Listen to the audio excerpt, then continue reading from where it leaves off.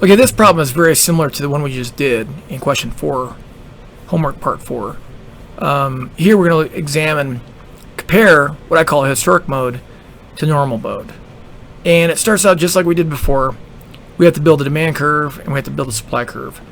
To build the demand curve, we have to identify the shock parameter, which is minus 30 in the problem. The required reserves ratio is 10%, 0.1. Demand deposits are 510. And the slope is right here, 0.1. So the slope is 0.1. The intercept of the demand equation is S plus required reserves. So the intercept is the shock parameter S plus required reserves, which is the required reserves ratio times the quantity of checkable deposits in the banking system.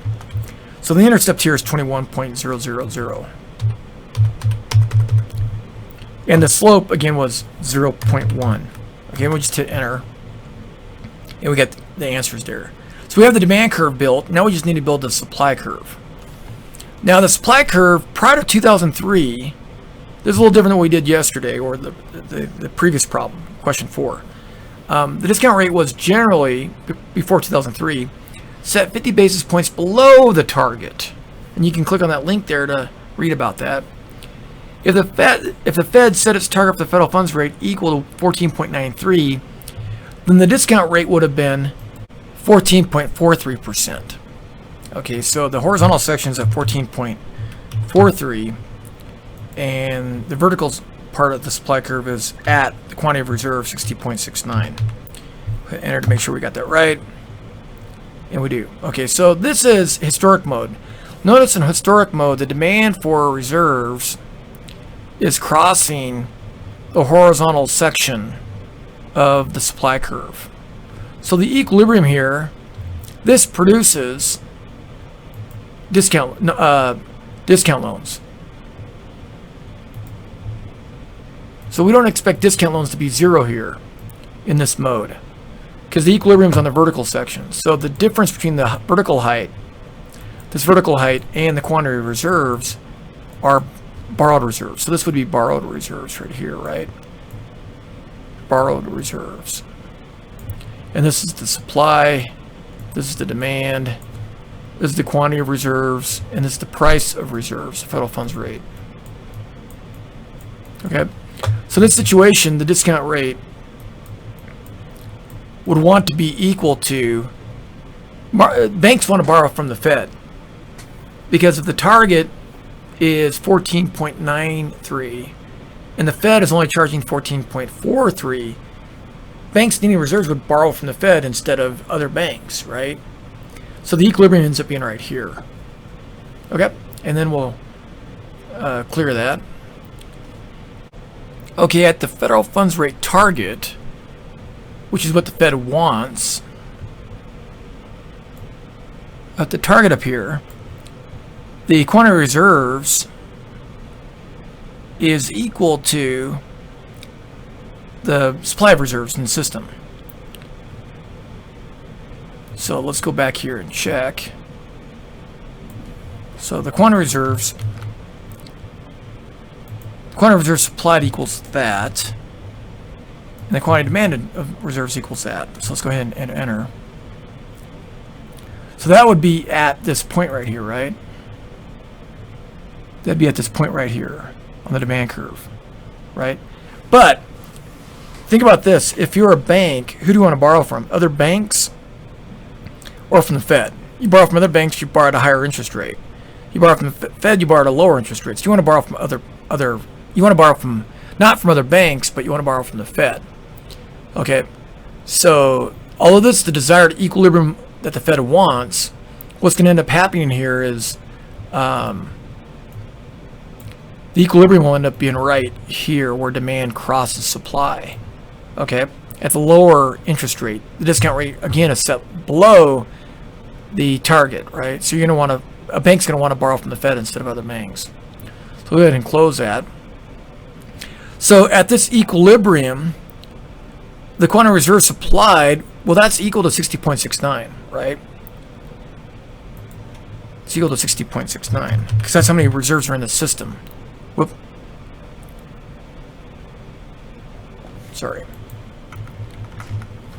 The quantity of reserves supplied increases to whatever this value is right here, right? So we have to calculate that. So let's go over here and calculate it. The discount rate is 14.43 at that equilibrium. The equation of the line is 21 minus 0.1 R. So we're going to solve this.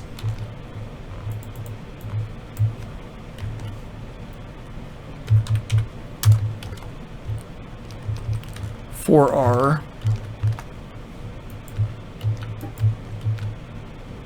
And so the new equilibrium quantity reserves would be that difference divided by the slope, 0.1. Right? And then if I want to find the actual number, I just delete the space in the R there.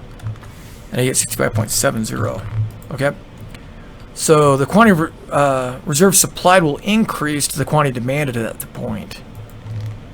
Okay? And so the difference between what is actually being supplied and what banks want to demand, that difference is the discount loans the Fed has to make. So this policy of setting the discount rate below the federal funds rate target creates an environment where banks want to borrow from the Fed instead of other banks. And so the Fed, to accommodate, has to make discount loans. And as a result, the federal funds rate drops down to the discount rate below the target. So the equilibrium federal funds rate is the discount rate of 14.43, which is below the Fed's target. Required reserves is the quantity of demand deposits times the reserve requirement, which is 51. And excess reserves are the difference of this quantity supplied and the 51 billion in required reserves. So excess reserves equals 14.7. Okay. Now, so the Fed had to discover this. To raise the equilibrium federal funds rate you found in Part 1 to its target, the Fed, in historical mode, inhibited banks from borrowing to cover their reserve shortfalls via the discount window. To do this, the Fed required banks to exhaust all of their credit sources and justify their credit needs, and also threatened banks that abuse the discount window with bank audits. So, the vertical section, so essentially what ends up happening is the Fed closed the discount window. So there's no horizontal section. Okay? And there's only a vertical section.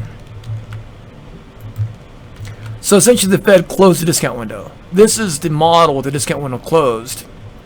And this is the model with the discount window opened. Okay? We'll go ahead and hit enter. Okay, so this is a discount window. Basically the Fed closed the discount window to prevent banks from borrowing from itself and encourage them to borrow from other banks when they needed reserves. Okay. The equilibrium quantity of reserves is a 60.69, right? The equilibrium federal funds rate is you plug that value into the demand curve. We have the demand curve over here, so the demand curve was equal 21 minus 0.1 times reserves, in this case 60.69. So the federal funds rate is 14.931 here. The target that the Fed set was given in scenario 1. The target was 14.93.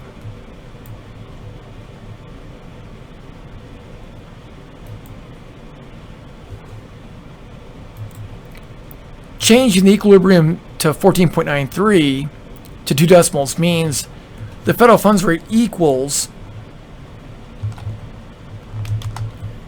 the Fed's target of 14.93. The discount rate, remember, is 50 basis points lower, so 14.43. Required reserves, again, is 51 because there's $510 billion in demand deposits, and the reserve requirement ratio is 10%, so required reserves is 51. The difference between this and that is excess reserves. So 60.69 minus 51 is $9.69 billion in excess reserves.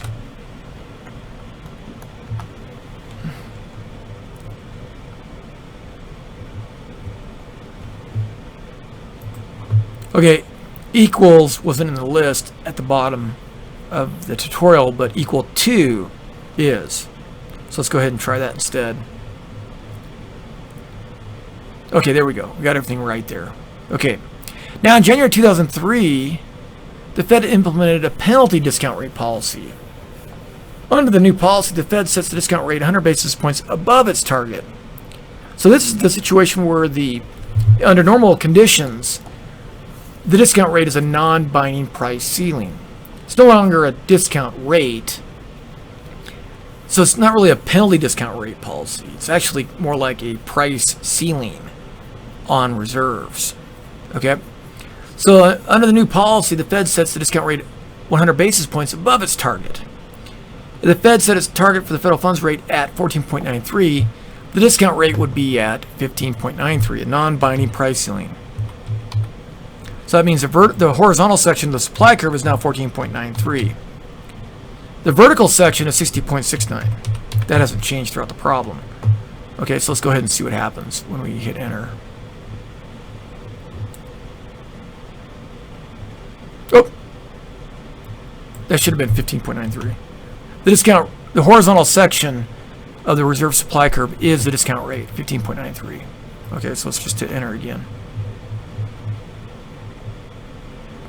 Okay, so now the equilibrium is on the vertical section. Vertical section. So what this means, it means that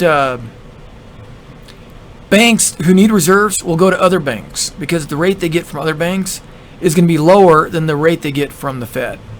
So this induces banks through markets to borrow from other banks instead of the Fed. Okay, and this is what we call normal mode. Okay, at the equilibrium, the quantity reserves is 60.69.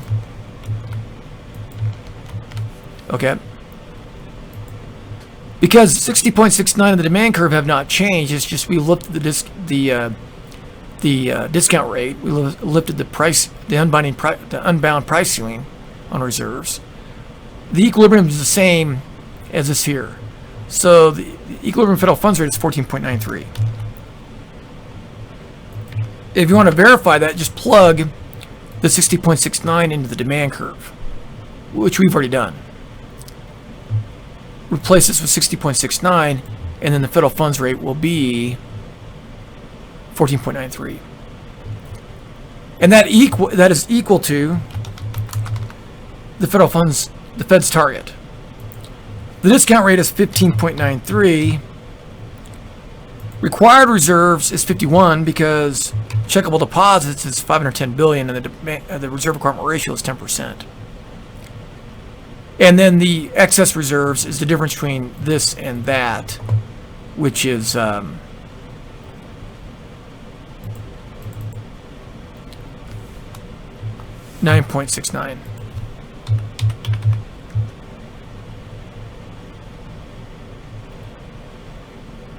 Okay.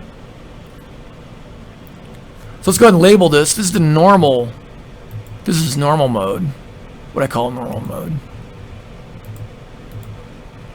So there's the equilibrium.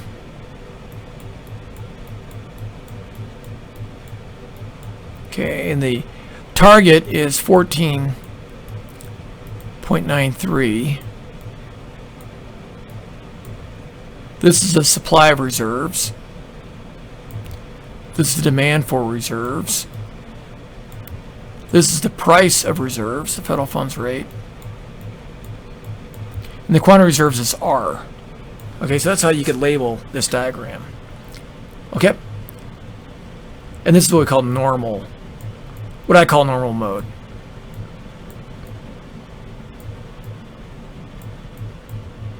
Normal mode. Okay? Now, you work for the Third Bank of Utah. As part of your duties, you ensure it meets its reserve requirement. At the close of business, you notice that the Third Bank of Utah's checkable deposits are $716 million. So let's kind of clear this over here.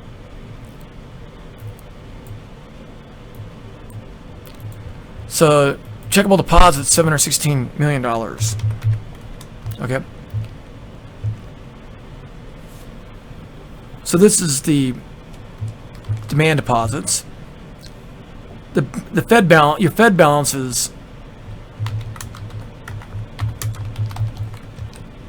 just 17.9. Okay.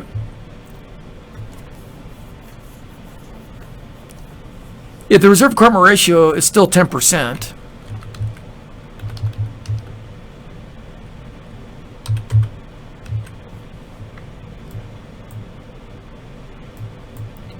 your required reserves are 71.5. So you're short that amount, 53.6 million. So you need loans from other banks or the Fed in that amount.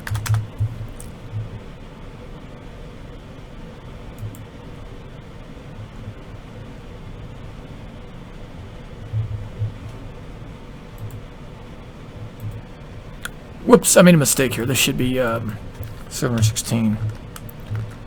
So you need a loan of 53.7. Your bank needs to borrow from other banks or the Fed in the amount of 53.7. Okay. If the situation happened prior to 2003, you'd want to borrow the needed money from the Fed because it was cheaper. Okay, and what would be the annual interest on that loan? We got to multiply this amount by the pre-2003 discount rate. The pre-2003 discount rate was 14.43.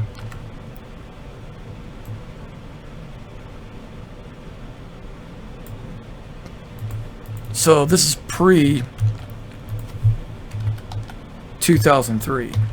You're going to want to borrow from the Fed. Okay, so 53.7 times that, but divided by 100 because it's in percentages, gives you an interest payment of 7.749. Okay, we hit enter, we get that right.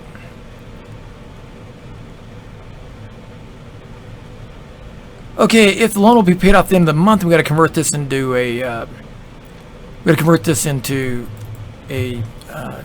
monthly loan. So the interest at the end of a month would be 1.203, and the monthly payment would be the amount needed to meet a reserve requirement times the monthly interest rate. But since 1.203 is in percent, we got to divide that by 100. We get a monthly interest payment of 0.646 million.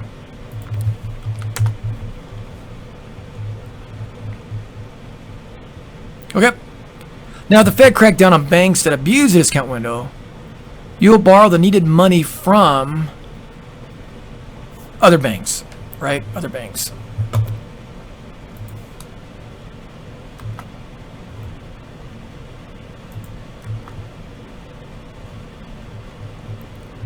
Okay, so another bank, all right?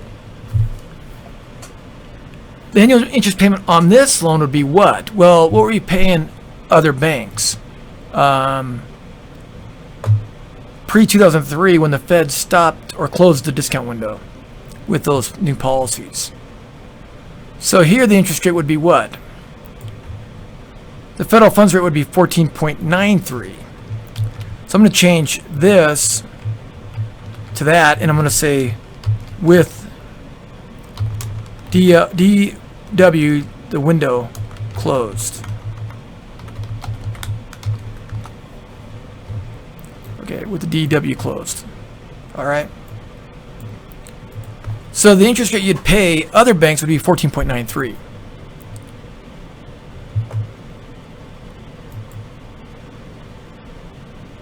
And the annual interest payment on this loan would be 8.017 million. 14.93 times 53.7. Which is much higher than if the discount window left the discount, or if the Fed left the discount window open, right? Because it closes, it drives up your interest payments. Okay. If the loan is paid off at the end of the month, the monthly interest rate is 1.244. And the interest on a monthly loan would be 53.7 times the 1.244%, or 0.668.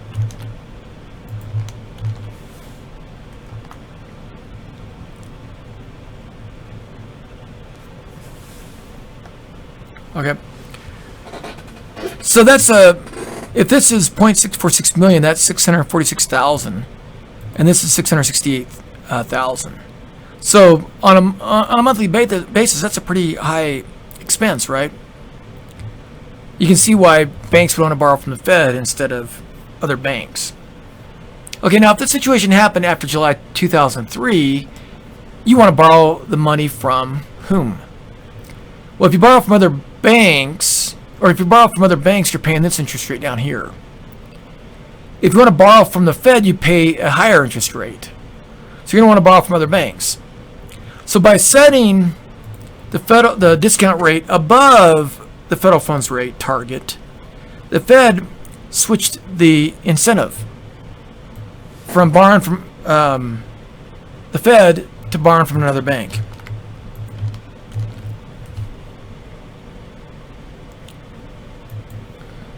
So you'd want to, so the situation here is the same as it was in Part B.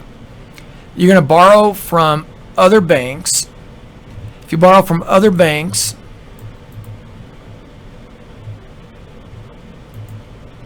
you're borrowing at the lower rate. And that lower rate was 14.93, right? So your annual interest payment was 1.244.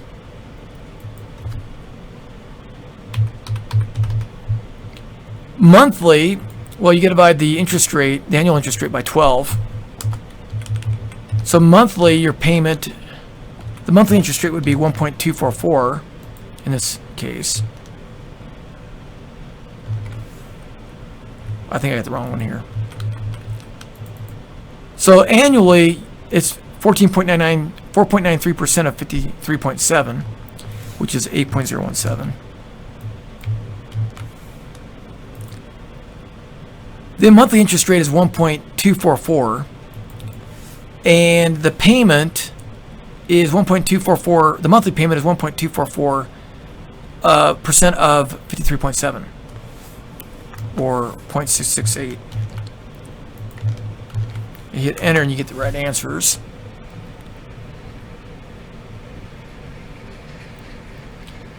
With respect to regulatory costs, explain why the situation in Part 4B, right here, is blank expensive than situation 14C. I'll say substantially more expensive.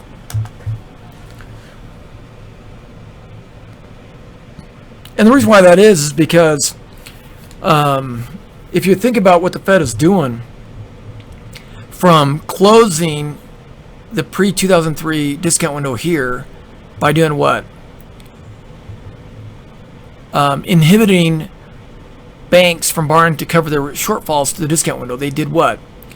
They required banks to exhaust all credit sources, justify their credit needs, and also threatened banks that abuse discount window. Well, all that's pretty costly on the Fed's part. It has to have a team of auditors to audit banks that they deem are abusing the discount window. Whereas down here in scenario 3, simply by setting the discount rate above the federal funds rate target and equilibrium rate, by doing that alone, what bank is going to want to borrow at the higher rate from the Fed than at the lower rate from other banks? And that is historic mode versus normal mode, with the discount window open and closed.